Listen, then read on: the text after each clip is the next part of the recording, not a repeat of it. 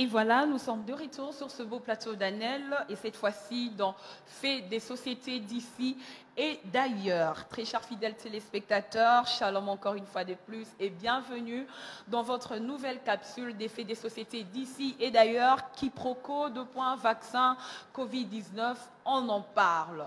Restez avec nous parce que ensemble avec vous, nous allons découvrir nos deux invités d'aujourd'hui. Restez avec nous le temps que je m'en vais déjà chercher. C'est lui qui sera avec nous ici sur place. Alors, n'y zappez pas.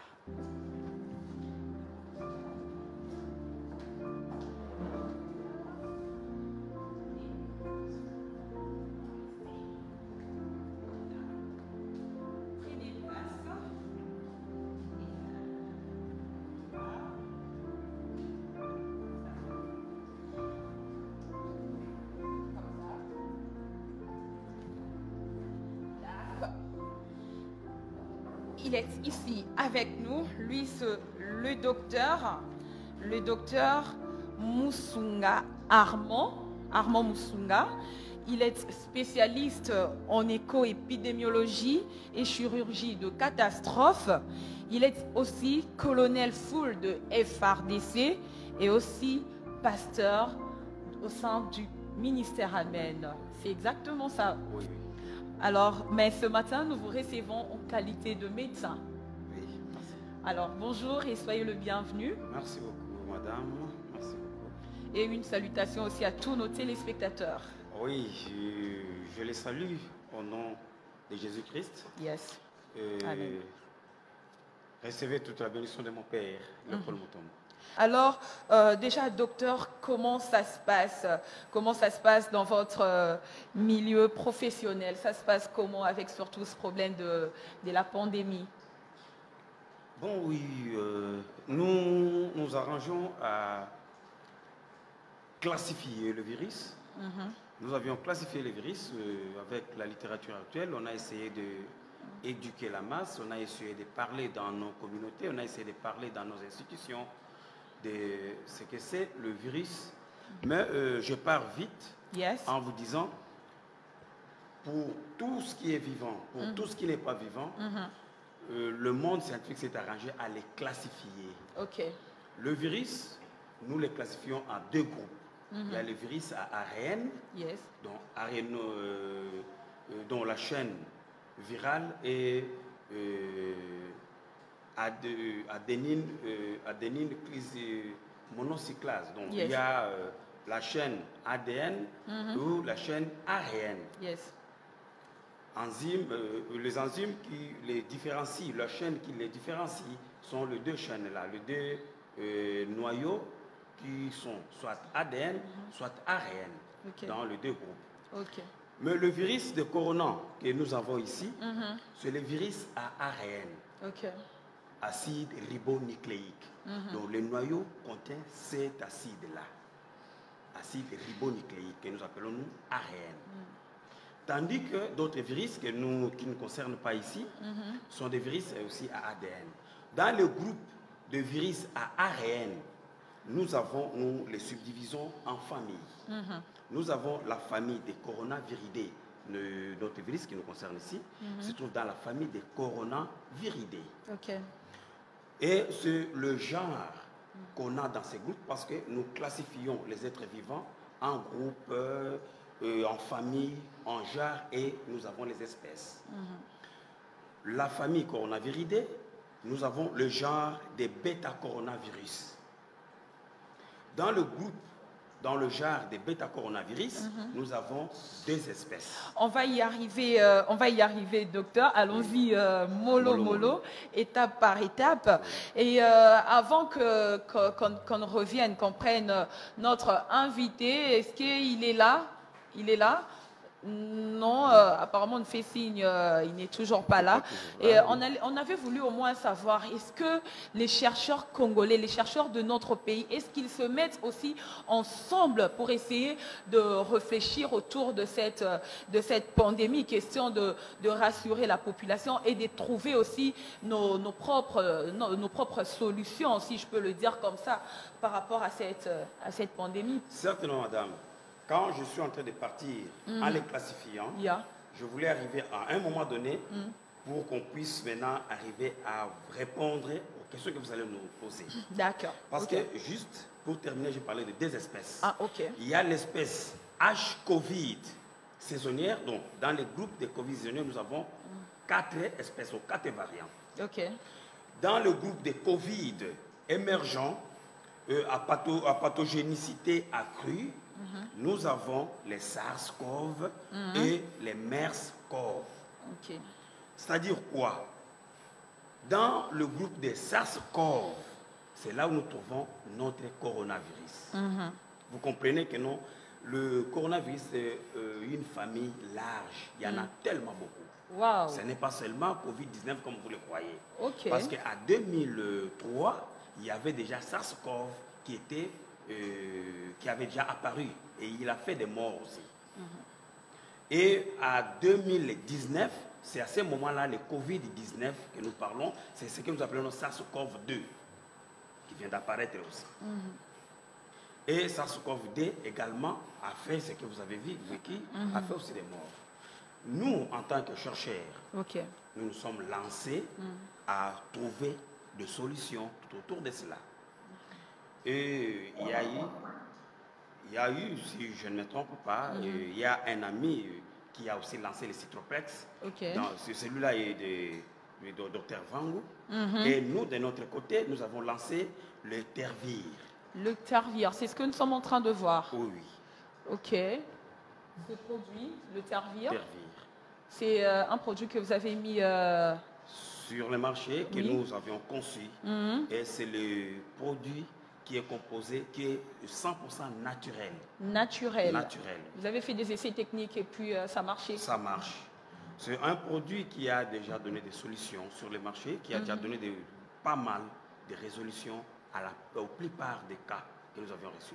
Moi-même, j'ai été victime de Covid-19 et c'est avec Tervir parce que quand je suis tombé malade, j'ai été soigné avec azithromycine et chloroquine.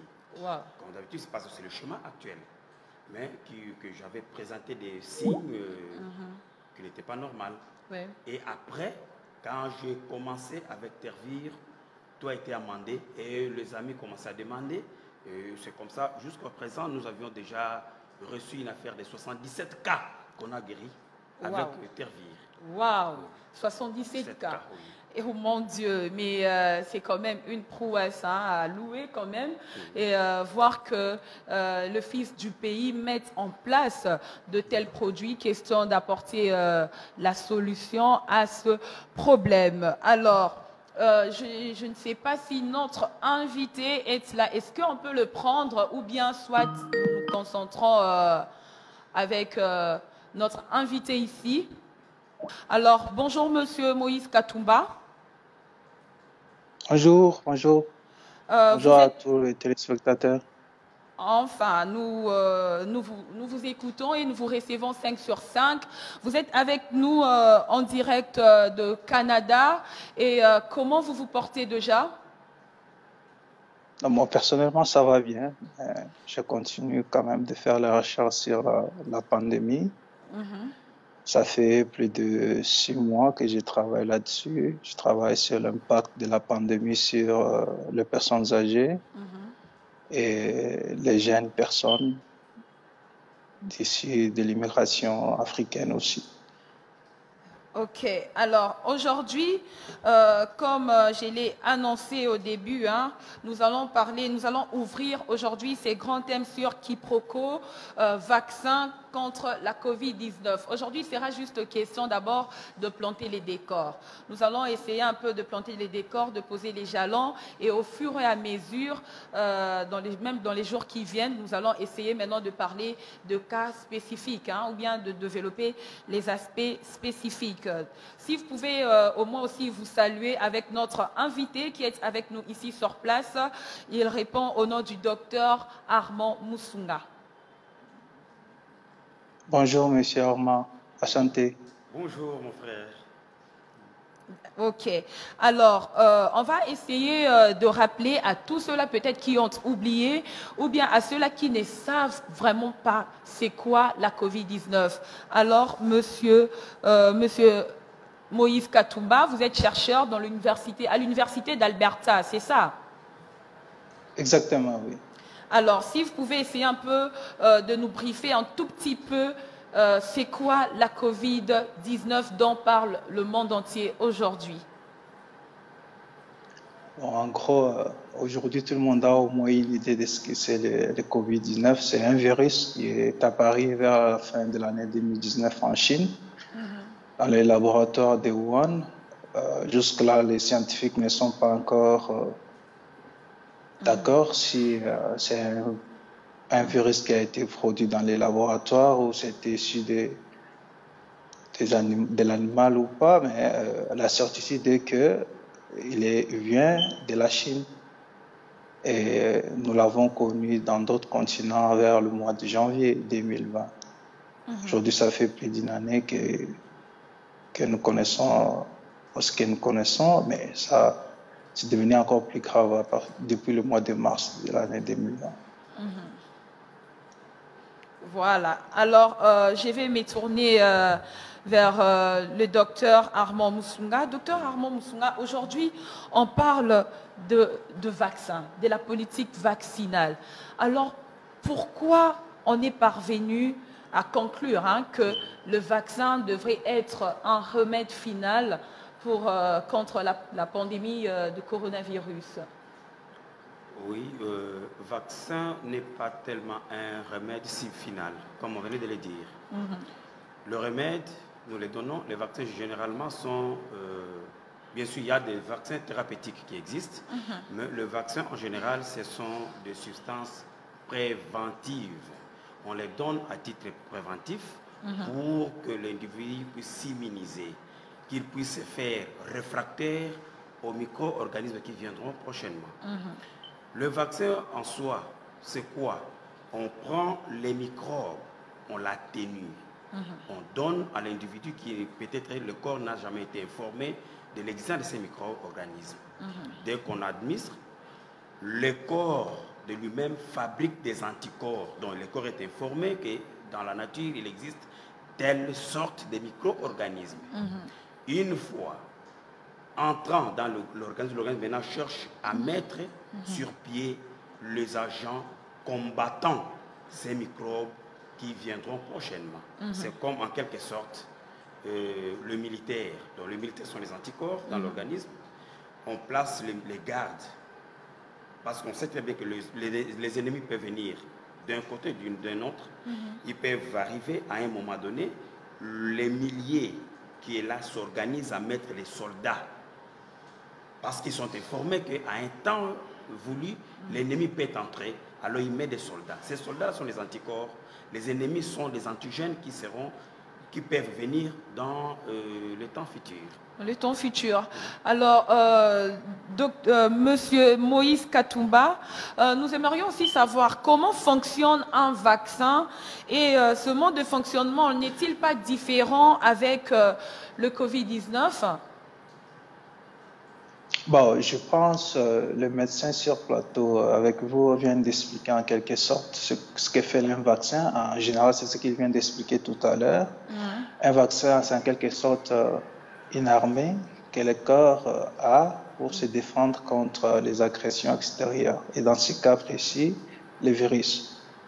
Alors, est-ce que c'est une solution finale? Non, je ne dirais pas. C'est l'une des solutions. Il vient de vous parler des méthodes préventives que les vaccins peuvent nous fournir, mais le vaccin n'est pas tout à fait une solution finale, parce que sinon on ne dirait pas de porter les masques ou de faire la distanciation sociale. C'est l'une des méthodes. Et à ce stade, on ne peut pas conclure que le vaccin est une solution, parce que je vais peut-être vous informer, peut-être vous avez lu ou le docteur sur plateau a certainement entendu. Ici au Canada et aux États-Unis, on a eu des cas de 2 personnes qui ont été vaccinées, qui ont eu des vaccins différents, mais quand même qui ont contracté le coronavirus après. Donc, dire que les vaccins est une solution, ce serait maladroit de dire des choses pareilles. Donc, c'est l'une des solutions, mais ce n'est pas une solution finale ou une solution, la seule solution que nous pouvons avoir pour le moment.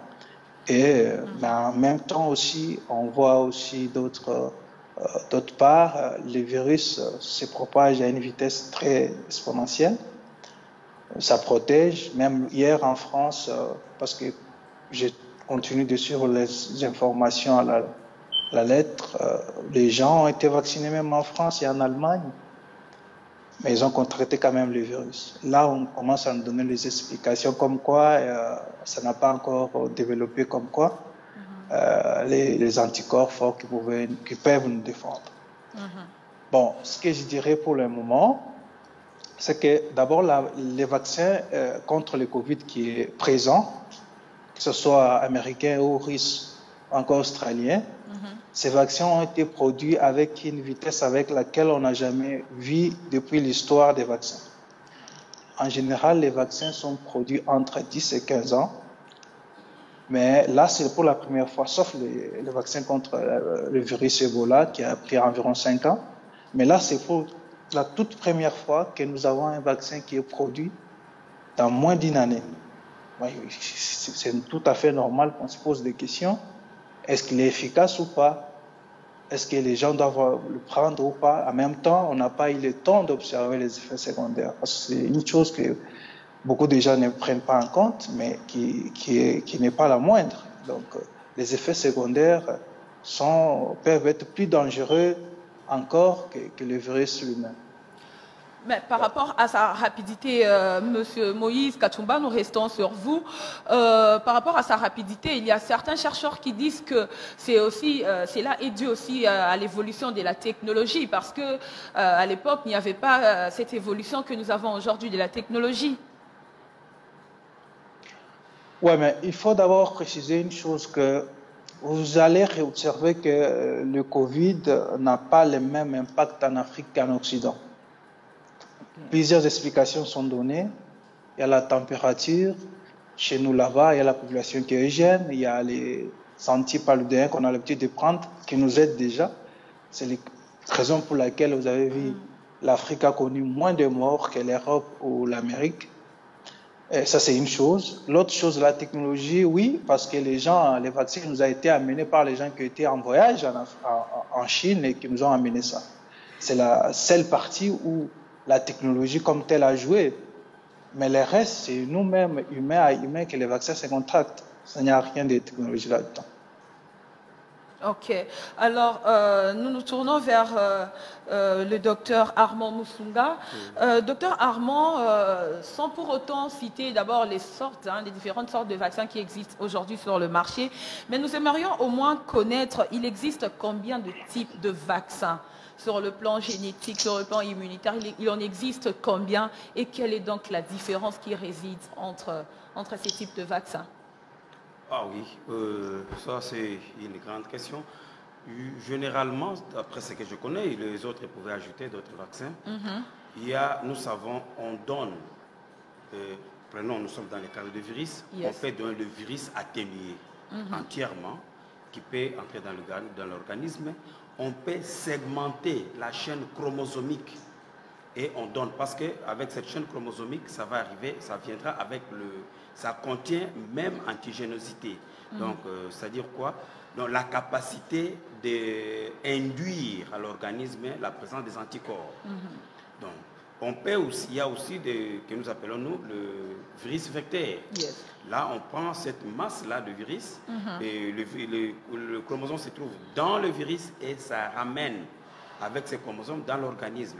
Ça peut donc, les différentes sortes, il y en a encore d'autres que les généticiens peuvent encore déterminer. Mais quelle différence y a-t-il entre un vaccin à ARN messager et le vaccin à vecteur viral? Vecteur viral, je viens de dire ici, okay. La chaîne chromosomique où l'ARN se trouve dans l'enveloppe. Je voulais vous dire aussi, dans la différenciation des virus, il y a des virus nus, il y a des virus enveloppés qui contiennent la membrane. comme le coronavirus, c'est un virus enveloppé. Ça oui. contient la membrane. Et le chromosome ou la chaîne de protéines, la transmetteur des caractères, se trouve dans l'enveloppe. Et dans cette enveloppe-là, on donne tout. Dans l'enveloppe, c'est comme une poche. Le virus part avec le message chromosomique dans son enveloppe. Donc, on dirait dans sa boîte. Ça ramène tout. Mais l'autre là, vous avez dit... le vaccin à ARN messager. ARN messager, c'est juste le message. Ce sont des chaînes de chromosomes qui contiennent le message sur la chaîne, donc sur les caractères génotypiques du virus. Par exemple, nous avons la chaîne A, T, S, D, ainsi de suite. Donc, l'ARN messager vient avec cette chaîne de messages qui se trouve dans la chaîne chromosomique et ramène dans l'organisme, dit que non, dans la nature, il existe un antigène de cette information. Il vous donne la chaîne de messages de protéines que contiennent ces chromosomes. On va revenir vers vous. Alors, Monsieur Moïse Katumba, avez-vous quelque chose à y ajouter par rapport au vaccin à ARN messager à vecteur viral? Oui, je peux juste ajouter, ARN ou ADN, c'est juste que des molécules que le corps va utiliser, collecter les informations qui vont contenir dans ces molécules pour produire une protéine, on appelle antigène. Et ces protéines, c'est ça qui va aider justement à combattre l'ennemi qui pourra nous atteindre. En général, c'est ça. Mais... Ah, ok. En général, c'est ça. Mais je reviens encore sur vous, docteur Armand Musunga. Mon souci est celui de savoir, est-ce que, dans tout le cas, est-ce que ces deux types de vaccins, que ce soit ARN messager et vaccin à vecteur viral, est-ce que ça a en une sorte, d'une manière ou une autre, est-ce que ça a une influence sur l'immunité ou bien même sur l'ADN de l'être humain? Est-ce que ça influe? Si, certainement. Mais dans tous les cas, parce que parle de vecteur viral, d'ARN, messager, tout ça, les grands problèmes, c'est le code, c'est le message qui se trouve dans la chaîne génétique de l'individu, donc du virus. C'est ça qui part dans l'organisme. L'ARN messager, madame, ça reste dans le corps. Vous savez que non, dès que vous injectez le virus, avec tout ce qui est comme message, ça impose à l'organisme de fabriquer les protéines qui sont propres au virus. Okay. Dès que ça entre dans l'organisme, ça ne laisse pas l'organisme libre, ça impose aux cellules de l'organisme. Donc ça montre, c'est comme, je peux dire, un appareil photographique. Ça montre l'image et l'appareil capte les informations qui sont dans cette chaîne chromosomique et ça commence à fabriquer et les protéines et les ARN du virus. Donc c'est la recombinaison qui va se faire. Ce n'est pas comme d'autres micro-organismes qui entrent et puis ça commence à fabriquer ses propres chromosomes ou ses propres gènes, non. Mais celui-ci, il est incapable. Donc tous les virus en général, le débat aussi existe toujours, tous les virus en général ne sont pas des êtres vivants. De soi-même, ils sont incapables de se multiplier. Le virus lui-même comme ça, c'est pourquoi ils sont des intracellulaires obligatoires. Ils ne vivent que dans la cellule. Et dans cette cellule-là, comme la cellule est équipée, la cellule a presque tout, des ribosomes, tout ce qui est comme organelle, il impose à la machine qu'il trouve là-bas de fabriquer des protéines pour lui. Et une fois ces protéines sont fabriquées pour lui, ça écrase cette cellule. Maintenant, nous avons allé à dehors de cette cellule plusieurs virus. Oh my God. Donc, lui-même, il ne peut rien. Donc, vous pouvez laisser ce virus ici. Comme il n'y a pas un être vivant, ça ne va pas se multiplier. Ça va rester inerte. Dès que ça entre dans la cellule commence à fabriquer des chaînes de protéines qui sont propres à ça. Donc, il impose à la cellule, parce que dans la cellule, il y a la cellule fabrique des protéines, la cellule fabrique tout ce que nous avons comme fait la construction du corps. Mais lui, maintenant, au lieu de faire ce que le corps a besoin, il lui impose de fabriquer ce qu'il a besoin, lui, le virus. Waouh, c'est que le virus, c'est que le virus a besoin. Alors, Monsieur Moïse Katumba, où sommes-nous aujourd'hui avec la modélisation du vaccin Covid-19 et ses mutations? Nous commençons d'abord par vous. Bon, jusque-là, il est tôt pour parler de modélisation parce que d'abord, il y a une réticence très forte au niveau de la population qui ne veut pas se faire vacciner. Il faut d'abord convaincre la population à se faire vacciner. Comme il y a la résistance en Afrique, c'est partout, même ici, les gens ne veulent pas se faire vacciner pour les raisons que je viens de vous dire tout à l'heure, que le vaccin a été produit avec une vitesse avec laquelle on n'a jamais vu dans l'histoire des vaccins. Alors, ce qui fait que beaucoup de gens ont de la réticence. Mais en même temps aussi, nous sommes dans un monde où le capital a plus de l'importance que la vie humaine. Bien que ce qu'on nous montre dans les médias, que ce soit les vaccins, on ne les produit pas gratuitement, on les vend. Donc, on comprend que les vaccins ont été produits avec cette vitesse parce qu'on ne veut pas que les gens restent à la maison. Sinon, le capital risque de reculer. Alors, on doit forcer les gens, convaincre les gens à aller travailler. Pour aller travailler, il faut rassurer ces personnes qui sont en sécurité. Et la sécurité, c'est quoi? C'est les vaccins. C'est là où nous sommes aujourd'hui. Mais il est tôt, peut-être pour le moment, de dire où en sommes-nous avec les vaccins parce que les gens ne sont pas encore vaccinés comme tel, comme voulu. En attendant peut-être dans 6 mois, même les personnels médicaux, il y a d'autres qui ne veulent pas se faire vacciner. Parce qu'on ne connaît pas encore les effets secondaires, surtout à long terme de ces vaccins-là. Wow. Même question aussi pour vous, docteur, par rapport à la modélisation sur le vaccin contre la Covid-19 et aujourd'hui avec ces différentes mutations. Oui, madame, je pourrais vous dire ceci. Ceux-là qui refusent de se faire vacciner, ils ont les raisons, ils ont leurs arguments. Mais moi, je pourrais dire ceci, en tant que scientifique. Il y a, prochainement, peut-être je vais vous amener la chaîne de cancer immunitaire. Comment est-ce que les antigènes entrent dans les corps? Donc les antigènes, nous disons, tout ce qui est comme microbe. Donc tout ce qui est capable de provoquer la synthèse des anticorps dans l'organisme. C'est ce que nous appelons nos antigènes. Dès qu'ils s'entrent comme ça dans le corps, madame, il y a ce que nous appelons les macrophages. Les macrophages, ça bouffe ces antigènes et ça les fragmente en petits morceaux. Ça fait libérer ce que nous appelons nos super antigènes. Et les super antigènes là sont reconnus dans l'organisme par les lymphocytes T. Les lymphocytes T, ce sont aussi les globules blancs. Oui. Les globules blancs les reconnaissent comme étant un étranger dans le corps. Les globules blancs informent les lymphocytes B. C'est aussi une sorte de globules blancs. Et ces lymphocytes B, ayant reçu cette information, se transforment en plasmocytes. Donc ça a grandi. À cet état de plasmocyte, ça fait la synthèse. Ça fait la synthèse maintenant des anticorps. Donc ce sont des globules blancs qui font la synthèse des anticorps. Et ces anticorps-là, que nous appelons les immunoglobulines, sont spécifiques aux super antigènes qui venaient d'entrer. Donc, à chaque antigène, nous avons un anticorps spécifique. Et madame, comprenez, nous avions SARS-1, CoV-1, nous avions MERS, nous avons CoV-2, et dans CoV-2, nous avons des variants. Et dans HCoV saisonnière, nous avons aussi des variants. Il y a 22 et nous avons 0043, nous avons NL63, nous avons HKV1, nous avons... Donc, il y en a toute une chaîne des variants.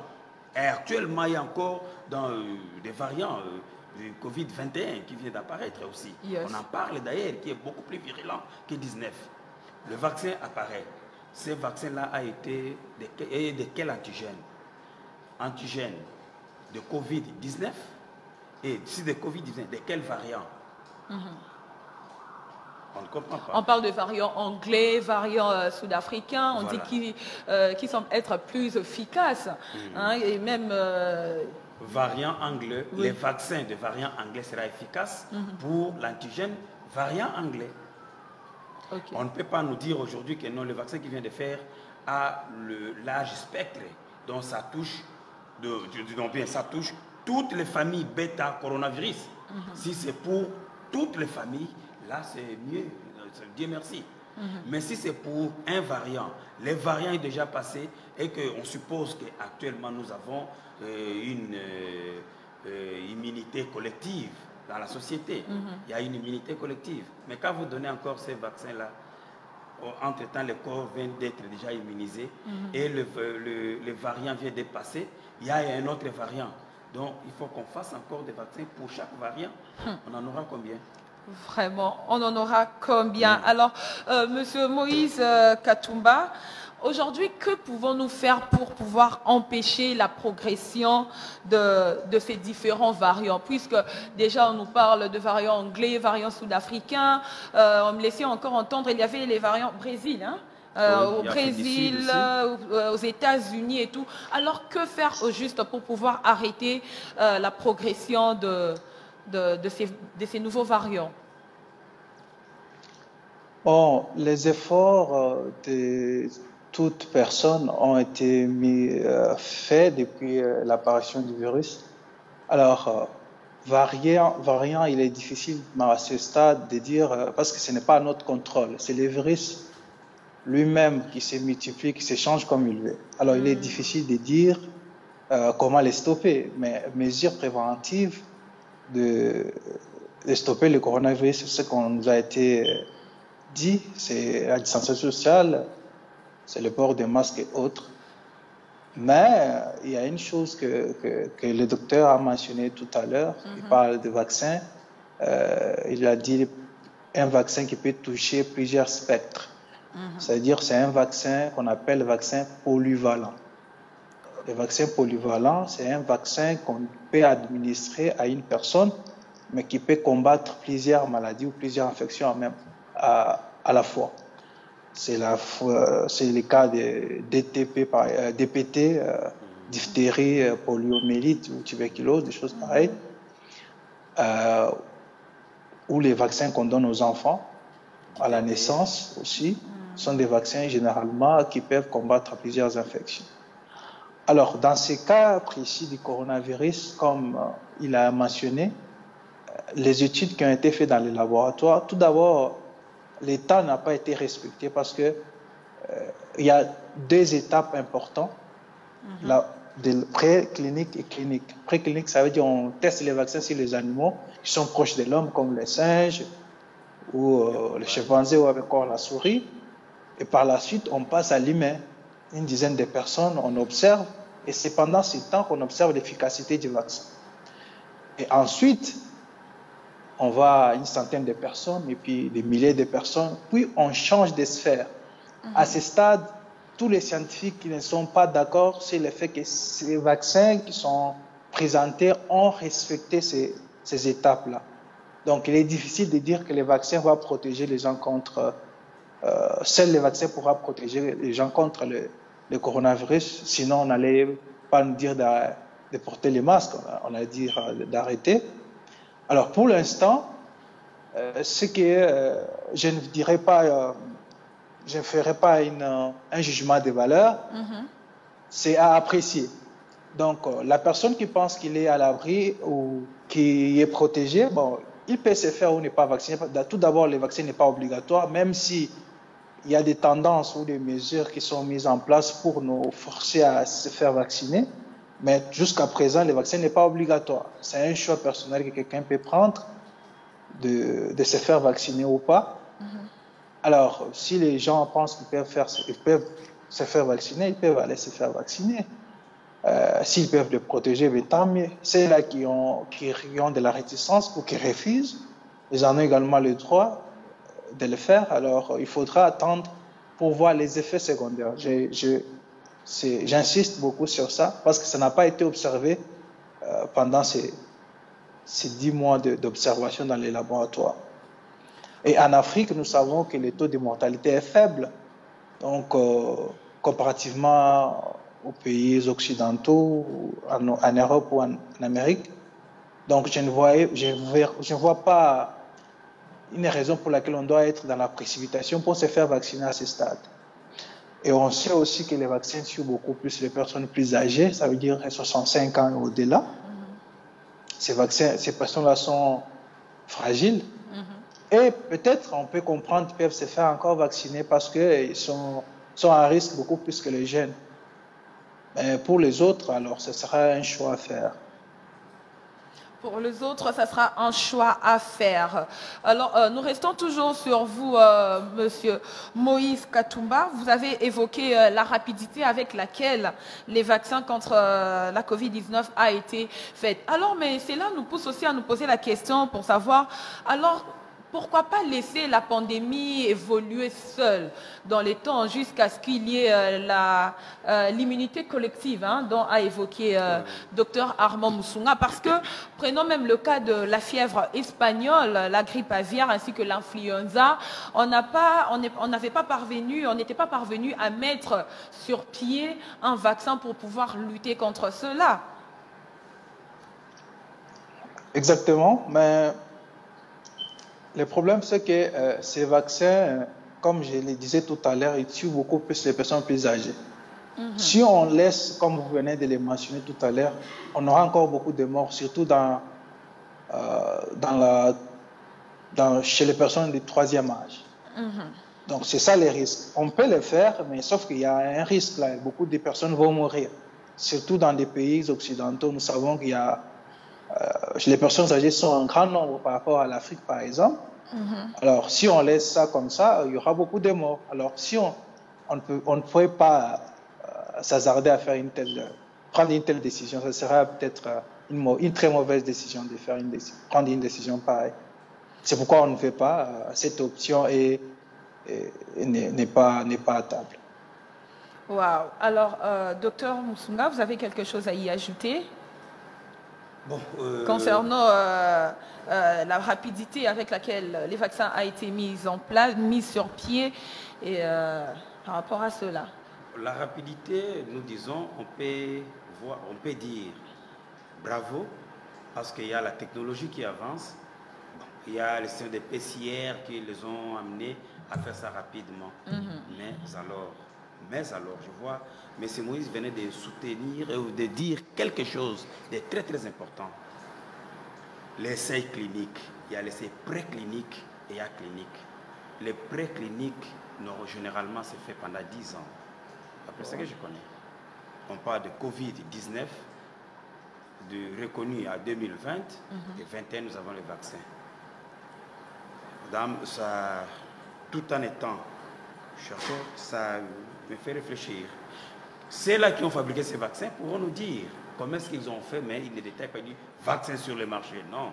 Moi, quand j'ai fait Tervir, je me suis expliqué. Voilà, Tervir, j'ai fait ça vient de ceci, j'ai conçu ceci, j'ai fait ça, ça vient de tel arbre, j'ai associé ceci, et voilà, sur le terrain, moi-même, je me suis substitué à un cobaye, et j'ai pris ça, et ça m'a aidé. Et voilà, je suis parti avec ça à un niveau comme tel. Et je me suis expliqué.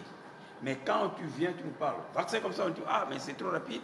Avec la théorie que nous connaissons, tout le temps qu'on a fait sur les bancs de l'école, tout le temps qu'on a fait à l'université, quand même, on n'a pas été dans des petites universités, dans des grandes universités du pays.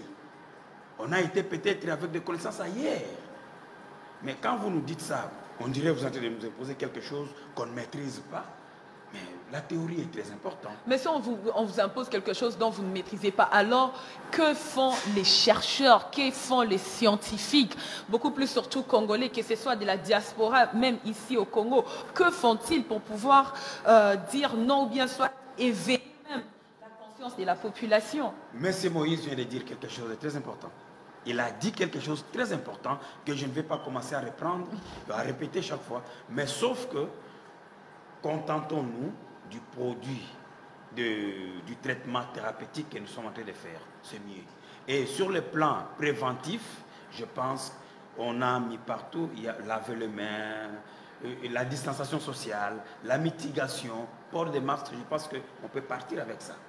Et sur le plan curatif, nous avons des médicaments que nous continuons à étudier, à mettre sur les marchés.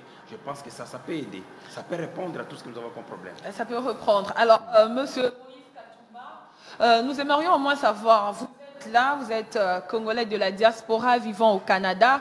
Est-ce que vous avez même un groupe des chercheurs ou bien des scientifiques, hein, les fils du pays, au cours duquel vous vous retrouvez pour essayer de mettre en place, pour pouvoir trouver des solutions adéquates à cette pandémie, puisque vous venez même de souligner, vous avez dit dans vos propos qu'il y a un faible taux de mortalité, hein, en Afrique par rapport au coronavirus. Alors, on n'a pas... donc, l'urgence vraiment ne s'impose pas sur la vaccination. Est-ce que vous avez aussi le temps de vous mettre en place, soit vous avez un réseau qui vous permet de pouvoir réfléchir par rapport à tout cela? Oui, nous, on l'a fait. Peut-être pas avec moi, personnellement, je l'ai fait. Nous avons un colloque de scientifiques africains.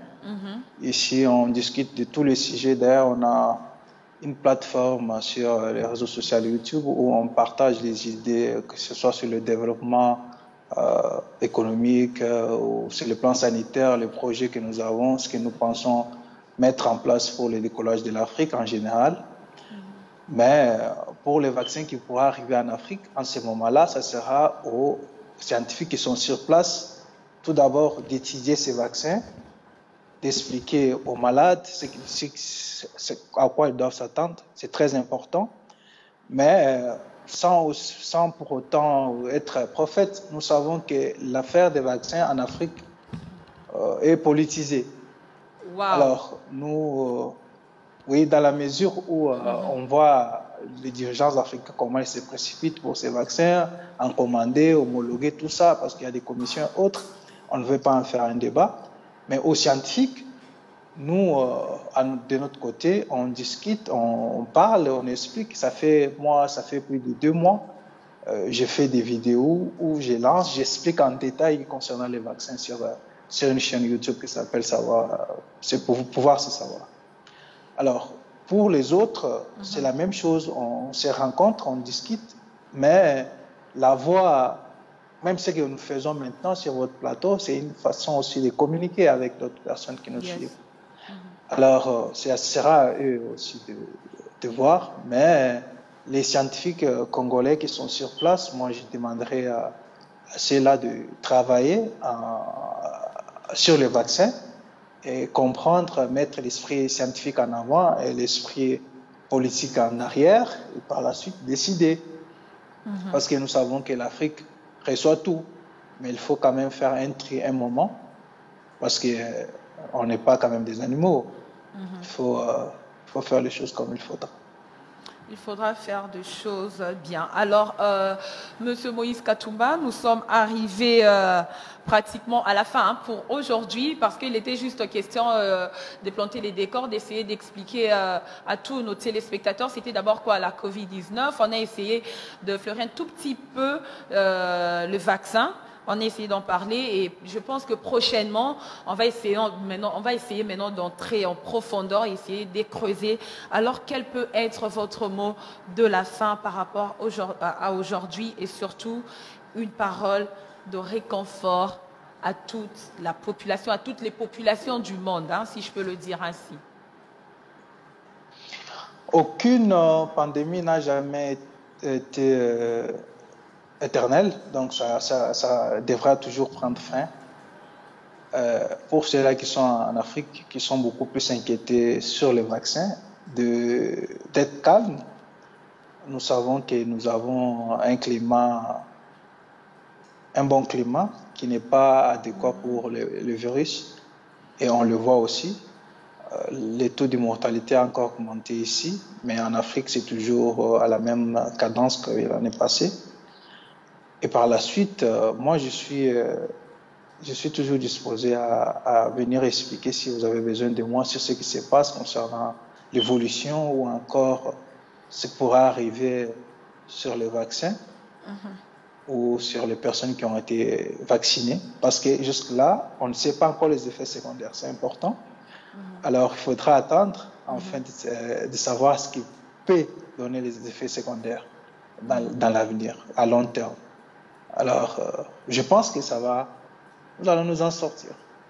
Donc, Nous allons nous en sortir. Merci beaucoup, Monsieur Moïse Katumba, de votre disponibilité. Je rappelle que vous êtes chercheur dans l'Université d'Alberta au Canada. Merci beaucoup. Alors, Monsieur le docteur Armand Musunga, nous sommes arrivés à la fin pour aujourd'hui, puisqu'il était juste question de planter les décors. Alors, quel peut être aussi votre mot de la fin? Mot de la fin, nous allons encore nous revoir ici prochainement.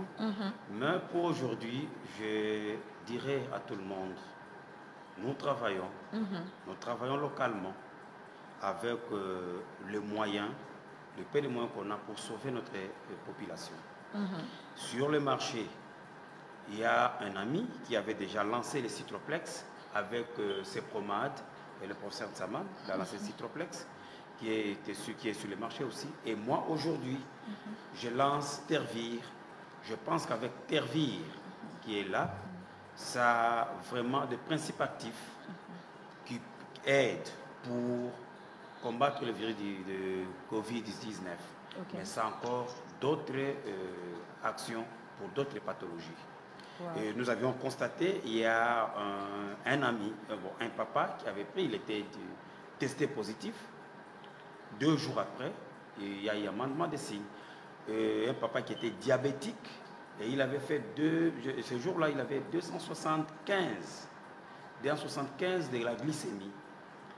Et avec Covid-19 positif. Le test qui a été positif, il a pris ça.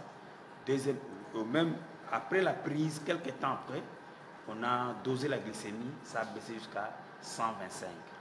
Donc c'était spectaculaire. C'est encore des éléments que nous sommes en train de faire ressortir dans cette substance aussi.